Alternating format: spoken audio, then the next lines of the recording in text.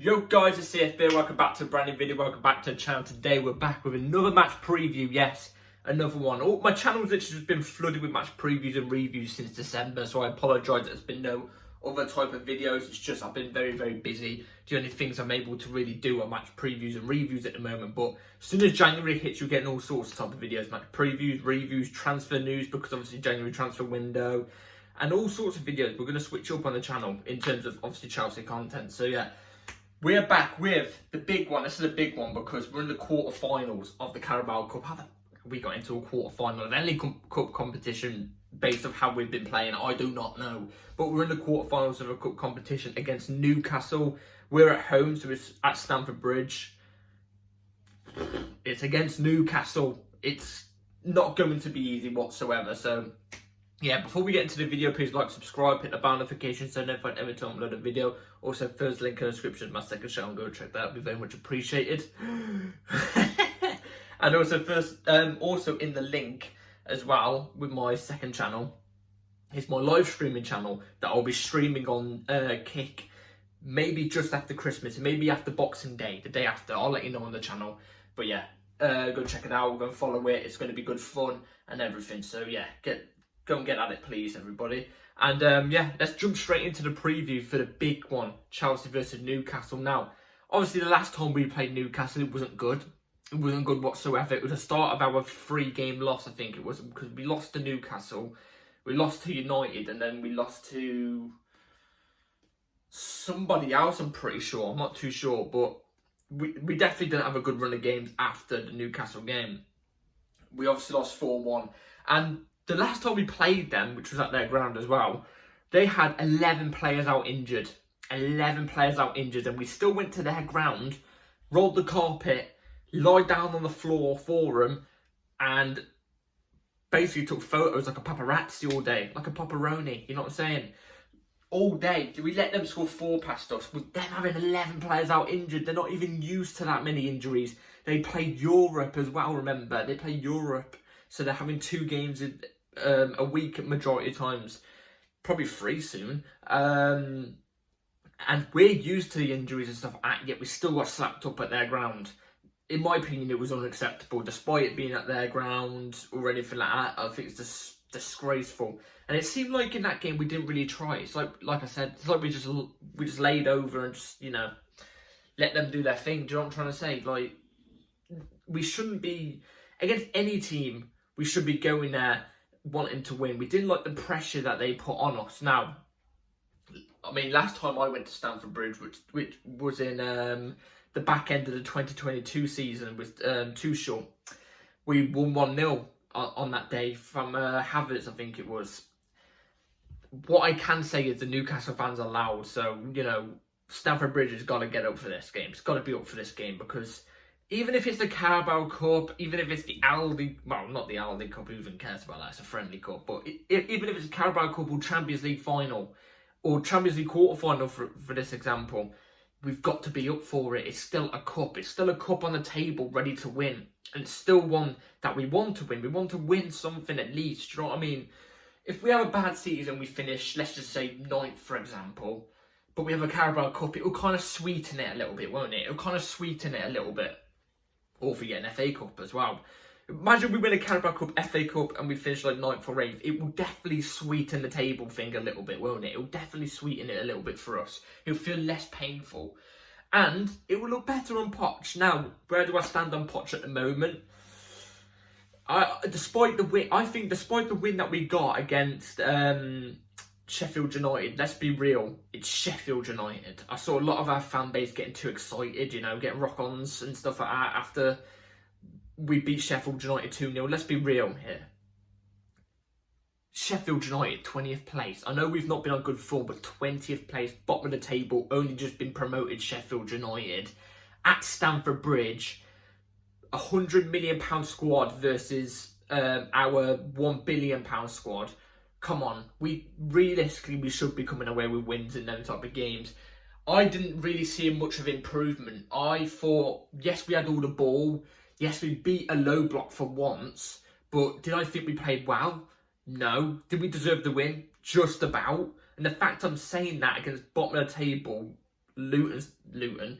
Bottom of the table, Sheffield United is not the best, and they had some opportunities as well. Let's not lie here. They had some opportunities where they could have got us. Let's be real. If they had some better players, if they were a better team, if that was a better team on that day with their chances, I can guarantee you they take it, because we just, I don't know. Is it to do with our mentality? Is it something to do with our mentality? Are we just not switched on at some points in the game?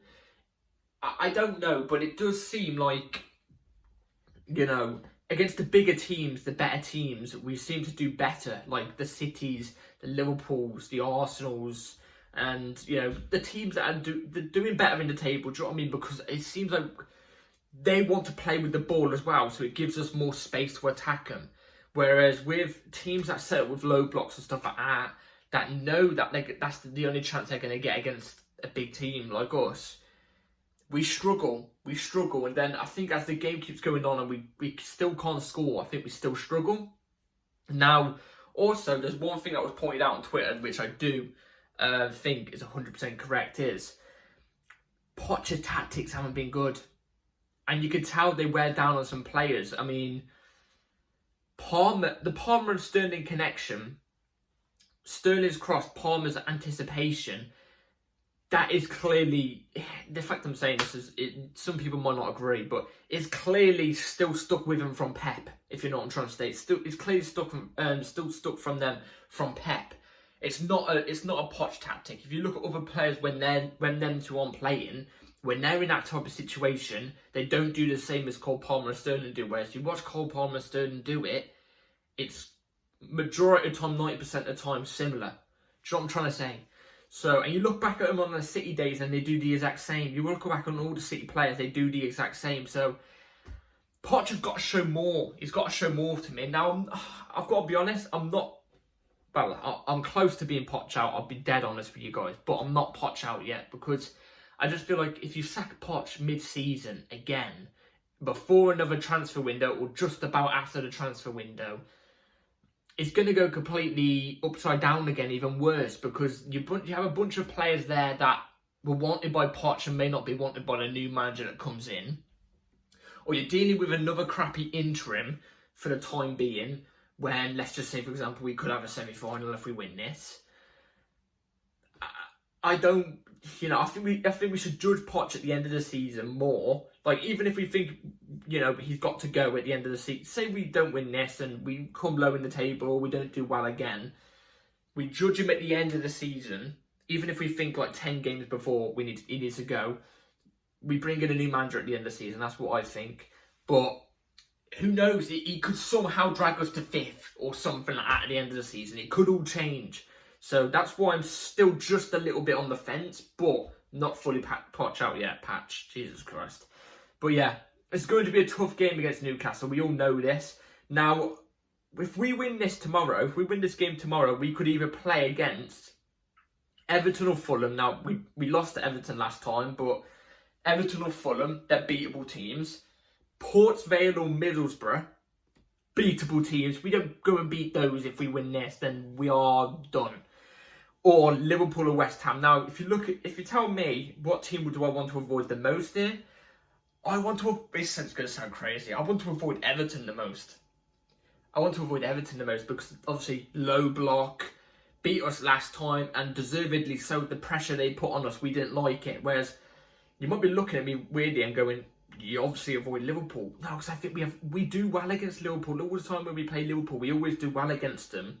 And there's always that space to exploit. So I would be wanting Liverpool probably the most on that list. I'm not even joking. That's not even me joking. But that's if we go through against this game against Newcastle. Now, out of all the teams on that list, Newcastle are the hardest team.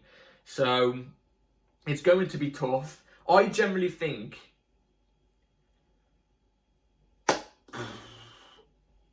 we have a good chance of winning the cup if we can go through against Newcastle, because I think Newcastle are one of the best teams on this list at the moment. That's just my opinion. But, as soon as you hit a quarter-final or a semi-final in these cup competitions, you start to dream. Not really dream about the Carabao Cup. Let's be real. Let's put our standards on the table here. We don't dream about the Carabao Cup. But about a final, about winning a trophy, we could start with the hope. Do you know what I'm trying to say?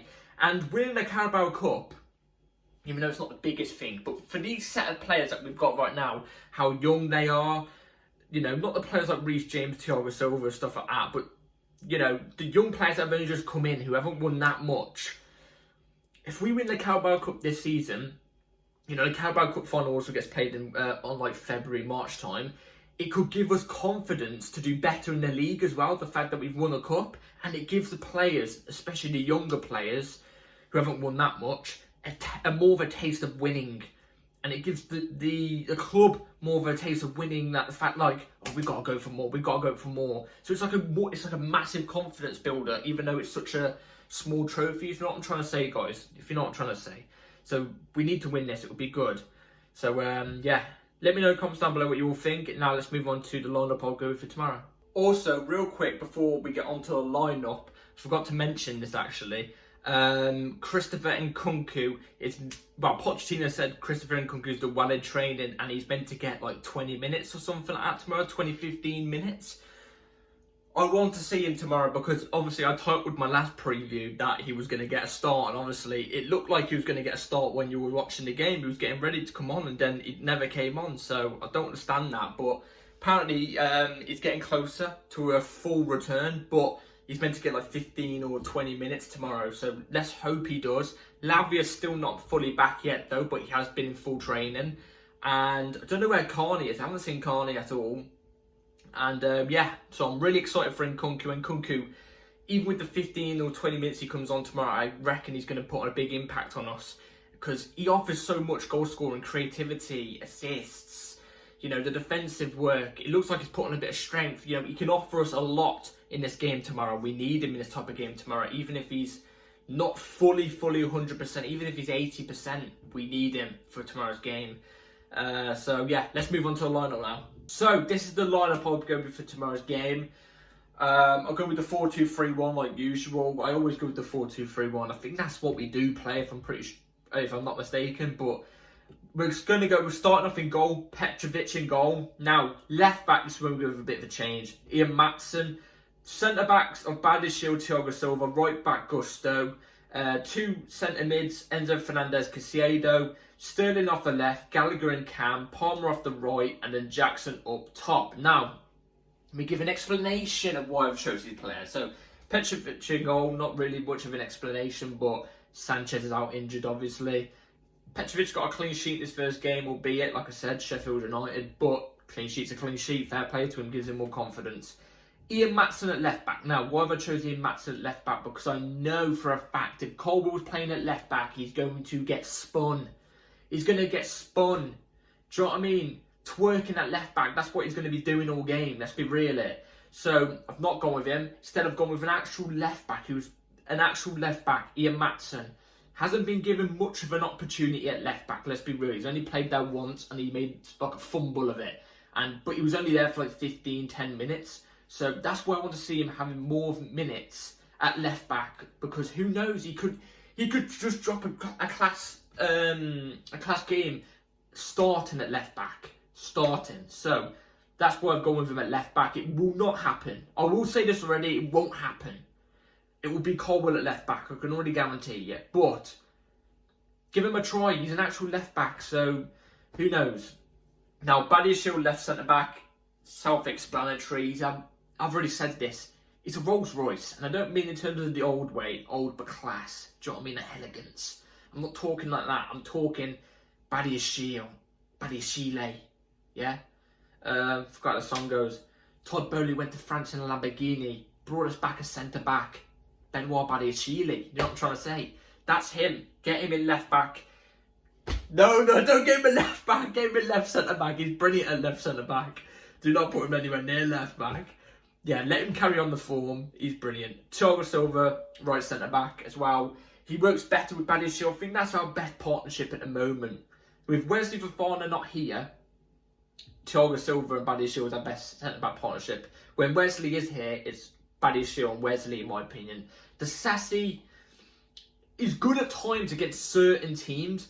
Against Newcastle, it won't go well. And we saw that last time, I'm pretty sure. I think he played there last time. if I'm remembering that, or think I'm remembering a different game if it's not the Newcastle game. But Thiago Silva, Badiashile, play them, they'll be sound. Gusto right back. Now, he got like 10 minutes at the end of the game against Sheffield United.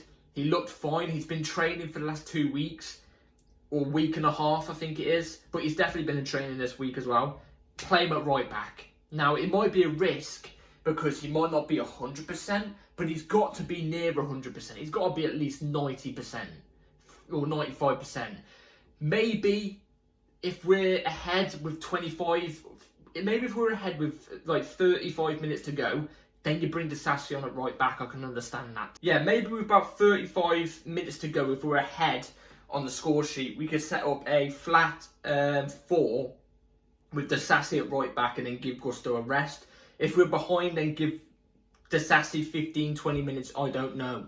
But, or if the game's level. But yeah, play Gusto. He needs to play. I can't see Disasi have a full game at right back or 75 minutes at right back because it won't go well. It will not go well, trust me.